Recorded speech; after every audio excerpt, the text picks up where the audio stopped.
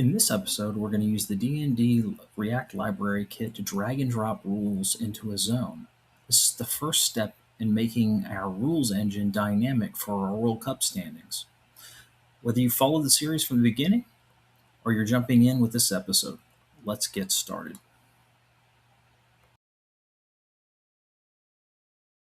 So now before we get really started, there's a few housekeeping things that we need to do before. Number one is we need to install these two libraries here from the drag and drop kit, so helpers and React. This command is below if you want to copy paste it. If you want to type it out, fine with me, either way. Second of all, these rules are in Git, and they are in the complete version of this episode, which is episode 7. So go ahead, if you haven't already, pause this video and go get the data from there and copy paste it or something, or download the file into your data folder. So you have that. In this video, unlike some of the ones in the past, I'm going to be doing a lot more copy pasting to get through some of the basic stuff that we don't want to waste time going through, so that we can get straight to the real subject matter of this video, which is this drag and drop kit. I don't want to spend time redoing a lot of hooks to get data and that sort of thing, although we're going to have to do some copy pasting to get that going, so just to start getting the data out. So yes, here we go. And so I'll get started by going here, and we're going to first add a couple of types, and we're going to paste these. And these are also below in the description where you can copy paste them, or you can go to Git and get them from the source. So we're going to put these guys right here. So as you can see, we have a sport ranking rule and a sport ranking input, which is an array on this list. Okay, so now that we have the types, we can now add the hook, and we're going to do a quick hook, a quick right hook here. And it's going to be called use rules, and all this is going to do is it's going to retrieve our rules data from the rules JSON file here. And if you're just joining us now for the first time, instead of following the series, we created a hook here that utilizes a use async we also created, which manages the shape of the data that we return in the output. So we already have that built in place. You can go back and look at episode 1 if you want to see that built. But that was one of the first things we did in this. But what I'm going to do right now is I'm just going to take, let's see here. I'm going to take the code for this and just copy it in. So if you've, this should be fine for you. If you've added the rules to the right location, that should be fine. This should be fine because it should already be in the build you pulled, and then we just created this type. So all of this should be okay, right? And this is just going to be a hook that we use to get data. So now on to the real purpose of this video. So we are going to create, well, we already have a rules folder. I'm going to create a component here. It's going to be called qualifying rules.tsx. There we go. And again, export function, qualifying rules. And I think you'll be pretty surprised at how simple, at least getting to the draggable state it is. First things first, obviously, is we are going to retrieve what we are going to get from the use rules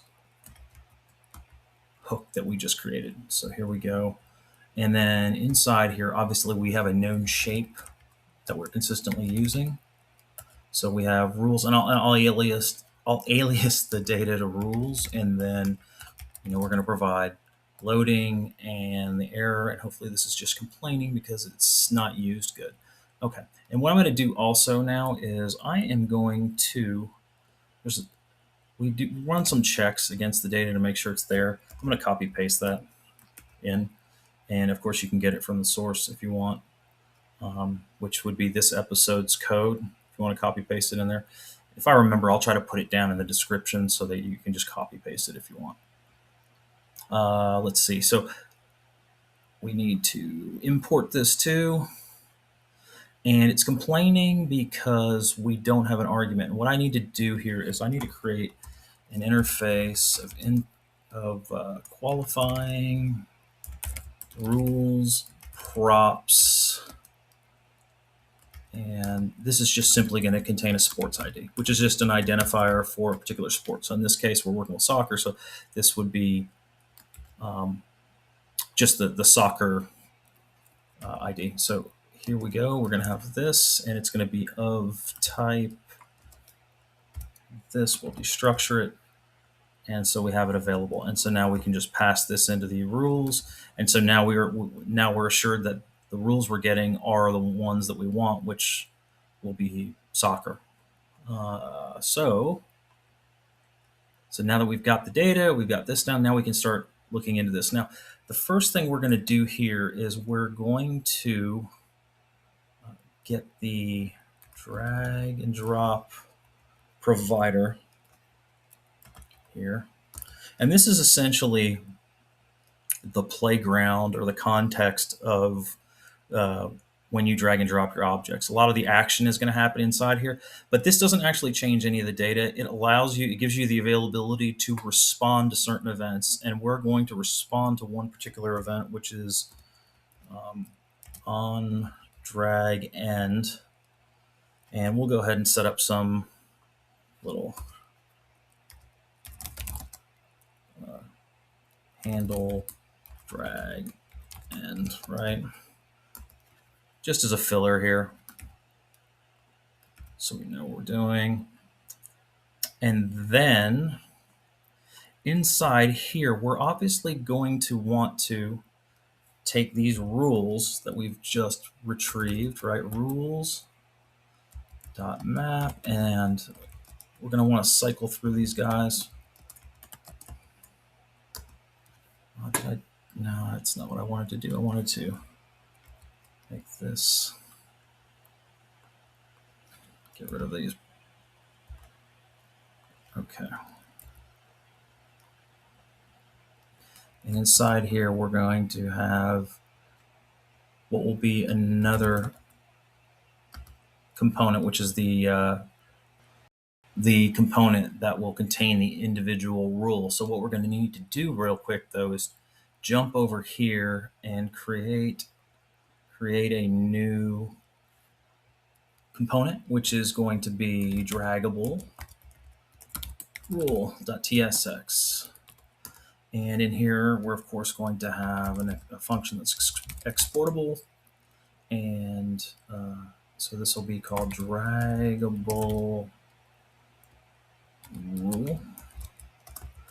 And what we're going to do here is first we need to use a hook that the drag and drop kit provides. So we're going to have a const, and it returns a ref and is draggable, I think. And this is going to be equal to use draggable. Okay, and it's also going to take some input. I'm going to go ahead and add the import for this. I think this is right. So now it's going to take an input of an object like this, and it requires an ID, and we don't have that ID input yet. So let's go up here again and create an interface for this, for the input props. We're going to create an interface that's called draggable rule props, keeping consistent. And this is an interface, and we're going to pass in the rule. Obviously, like we showed here before, we're looping through rules. So we're going to pass in a rule, and it's called sports ranking rule. And so we'll do this, and then inside here we'll destructure the rule from that input props object. And then we can take this rule and say, here is the rule ID. Now, I don't know why it's complaining. Rule does not exist. Oops, I picked up the wrong thing. There we go. That's a little better. These aren't being used, so that's why it's complaining there. And then also it requires a, I believe the field is type, and this is like a key that is used, and you'll see its importance later. When we actually drop, we have to create a zone component that is for the drop, and we use this reference to do that, right? So we also need to provide the rule data here, because that's what use draggable requires. It requires the ID, the type. This is essentially a category label that is used by draggable, and then when we create the drop zone, this is how it maps to it. And the drop zone will have an attribute that's called accept, and accept will be ranking rules. So we can assure that we're only dropping like the object of a specific type that we declare in there. So you can imagine that that's very important and useful. And then also the data here, which is our rule. Now, what I'm going to do here real quick is, instead of going through and typing out a bunch of JSX, I'm going to copy paste this and just talk about an item or two in there. So, and this is supposed to be this. So I put is draggable as is dragging. And so that's fine now. So that cleans that up. So this is all just a bunch of markup. You can see that there's the label in here from the rule, the default priority, and the description. And this is a styling for later when we're dragging and dropping. It changes the opacity depending upon whether it's dragging or not, which is fine. The most important part to observe here is this reference. So what happens here is this ref is actually a callback function that the drag and drop kit provides. This hook provides that. And what happens is when you set it here, you're setting a reference to the callback of the HTML element you want it to track and monitor and know where it's at. So in this case, obviously, we're dragging it and dropping it somewhere. It's going to track this element and all of its meta information related to it. So at this point, I think we can test this. If I remember correctly, we're going to have to go back in here and provide a draggable rule. And then I think, was it rule equals R here, right? That should satisfy that. And then we got to close the draggable rule element off, save. And then also in app here, we're going to have to comment out the tournament one for right now, and just let's go with the let's go with the qualifying rules, and we have to provide the sports ID, and we'll hard code that for now until we start wiring this thing together. So I'm going to save this here, and we're going to see if, let's go. Let's kill this and just rerun it again. I don't know what the state of it was. And we're going to open it up. And it comes up with this. And you can see, we can't drop it anywhere yet, but you can actually pick these up and drag them. So pretty simple to do that portion of it. Next, we're going to go into, which is a little more complicated, going into the part where we drop this somewhere, and we have to create a zone to do that. So let's do that next. Okay, so now we need to create a drop location for these rules we've created.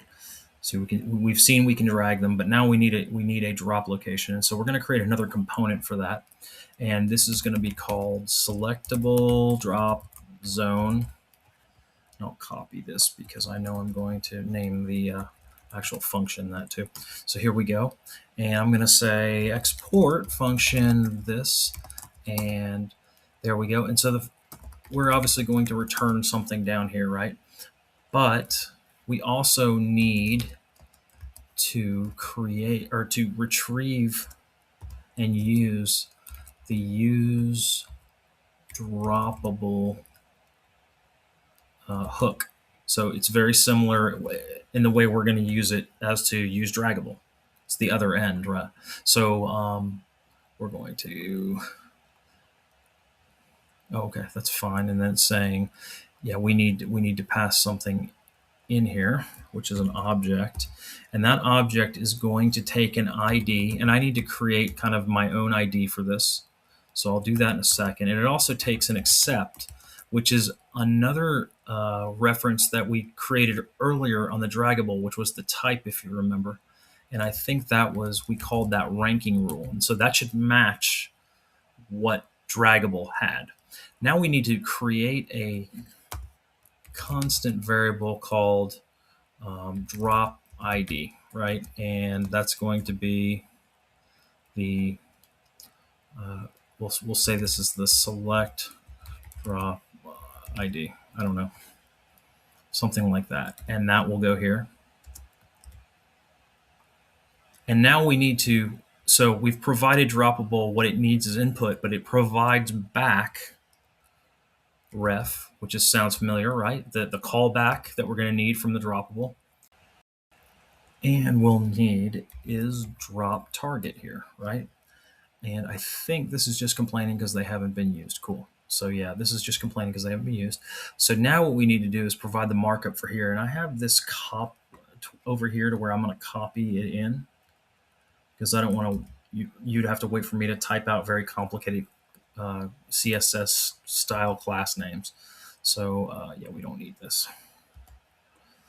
And so there we go. And I guess we don't need this either. Okay. So you'll notice the important thing here, the same ref kind of tag for this. And now let's test this. Let's see if this works. I'm going to save this. Refresh this. And let's go down here and let's say, oh, wait a minute. I forgot. I've got to, I've got to actually apply the selectable drop zone, right? It's not going to know to call that component. So what we do is we go back into the qualifying rules where the provider is, and we put this selectable drop zone in here. There we go, within the provider, because remember, this is where all the activity is. This is kind of the playground for the drag and drop here. Okay, so now I want to test this out. So let's see. So we're now back in here, and we have our dropping rules here, and we're going to grab one, and no, I don't see it changing. Hold on a sec. Let me see what's going on. Okay, I'm going to try a different set of styles here. So I'm going to replace this, what I created here, and get rid of this. And this, obviously, I copied too much from what I created. Let's clean this up just a little bit. Okay, so save that. Let's come back in here and see if we can see a change now. So fair score play. See now it's changing whenever I drag and drop over it. So it's not consuming, it's not taking it, it's not taking the item from this list. If I let it go, it's just going to drop back. But we've now gotten to the point where we have the drag and drop working to where it recognizes that something is over it. So now the next step will be to get the zone location to actually accept what we're going to drop on it.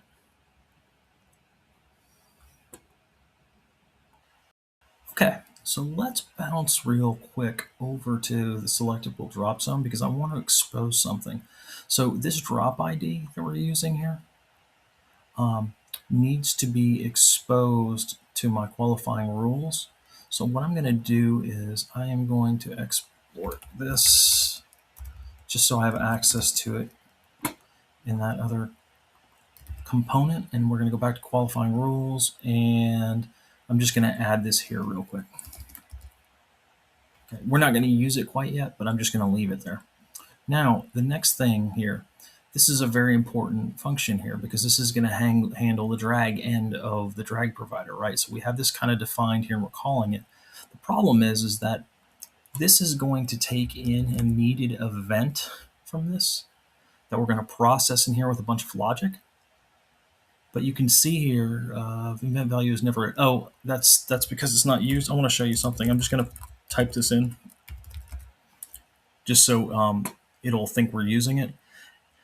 Parameter event implicitly has an any type. TypeScript doesn't like this, and I don't like leaving TypeScript errors like this where it doesn't understand what the object is. So what I want to do is, this is the handler for this. So essentially what we need to do is we need to type out what this is. So in other words, create a type for it. So what I'm going to do is come up here and I'm going to say, please create me a type, and we'll call it drag end handler. Please create me a type alias for this. And so we need a type that matches that handler below, right? So we need to extract the props from this type, which is this provider, right?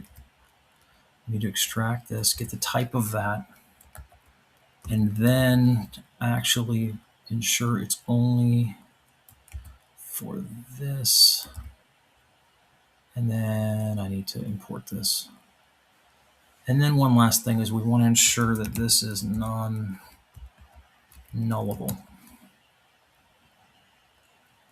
That ensures that it's not nullable or undefined. And so now we have this drag in handler. Now I can copy this and I'm going to change this just a little bit. I'm going to change this to an arrow functions because I'm going to say this is of type this, right? And arrow there. What am I doing wrong? Here we go. So that's all wired up and clean now. Now we know we're going to need a list of selected rules, right? So when we select them, we need to have that in a separate list. So we're going to call this selected rules. We're going to create a another variable, but we're going to use the useState hook, set selected rules and useState, and I think it's sport ranking rule. Oh, and it'll be an array. And then we'll initialize this with an empty array. Okay, and it doesn't like useState because I haven't imported it, and hopefully this is a correct spelling. Yes, good. So now we have that. We're also going to need an additional function that says, because once we move a rule, we don't want it to still stay in the available rules to move, right? We want one instance of them. So we're going to get the available rules from the main rule set we have up here, right? And we're going to filter on them. And so each individual rule gets processed here. And within here, we're going to say not selected rules dot sum, which will return a true or false on whether it exists in there. And we're going to check sr.id equals r.id. Okay, so now we have the available rules, we have the selected rules, we have the master list of rules. What we want to do is we want to take the available rules, and now this is what we want to walk through, because we don't want to walk through rules that have already been selected, right? So we're going to apply this here. Next, we need to fill this particular, I'm going to delete this. We need to fill this event out. There's a bunch of stuff we need to do in here, and I think I forgot to arrow function this. Okay. The first thing we're going to do is we're going to check and see if event is canceled. And if so, we're going to return. Just a little safekeeping here. Next, we need to destructure some of what this event has in it. So it's source and target, which makes sense, right? And this equals the event itself. And hopefully it's still just complaining because they're not used. Perfect. So then we're going to check these two. If there is no source or the target ID is not equal to the drop ID, right? We're going to want to return here too, right? That makes sense.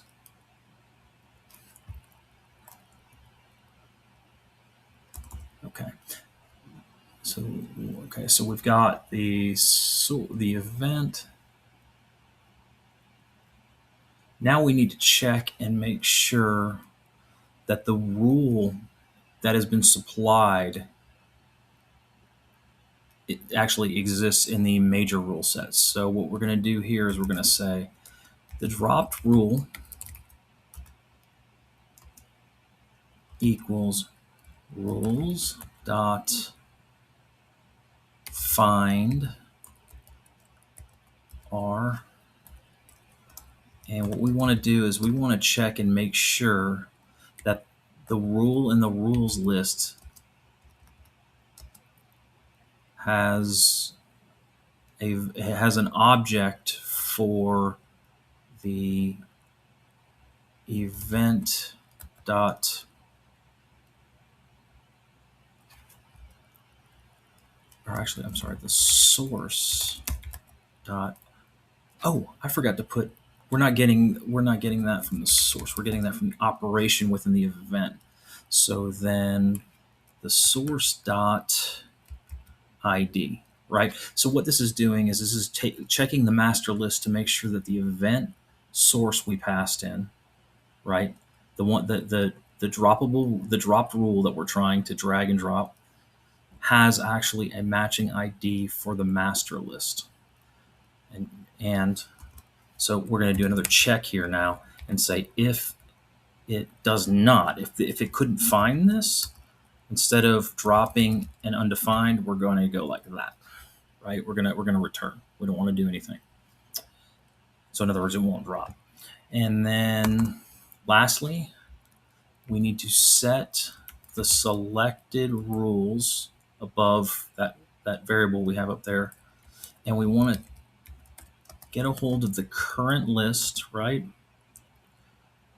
Did I do that right? Yeah. Oh, no, this is going to be an array, sorry. Okay, and get rid of that. Great. And so what we want to do is we want to spread the current, but add in the dropped rule that we just ensured was there. So now we're getting close to the end here. The last thing we need to do is we need to provide the selected rules here. So we're going to set selected. Now, of course, that property or that input prop doesn't exist yet. So we're going to have to go back into the selectable zone here, and we'll create ourselves an interface.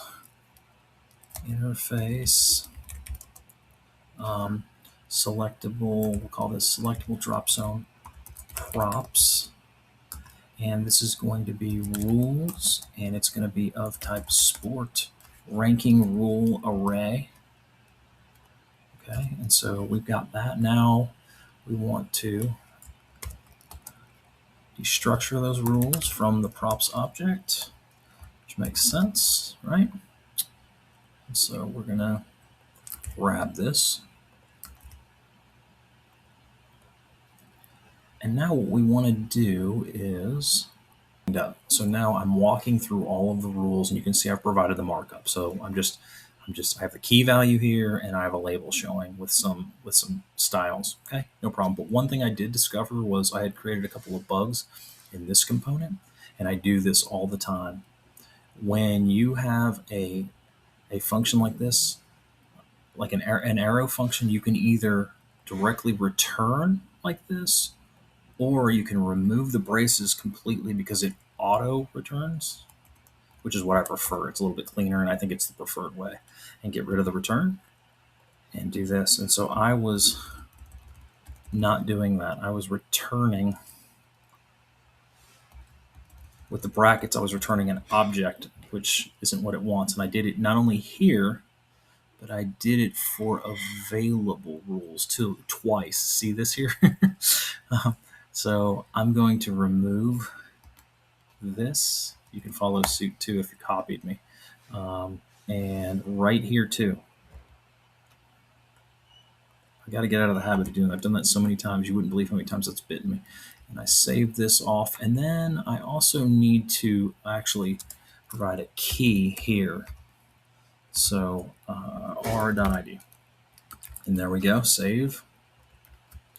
And then this should, I'll refresh this. Okay, and you can see here, we have the drop area here, and we can take fair, and it's here now, and it's not up here. We can take head-to-head goal diff. It's here now, along with this one, and it's not up here. So you can see this is functionally working.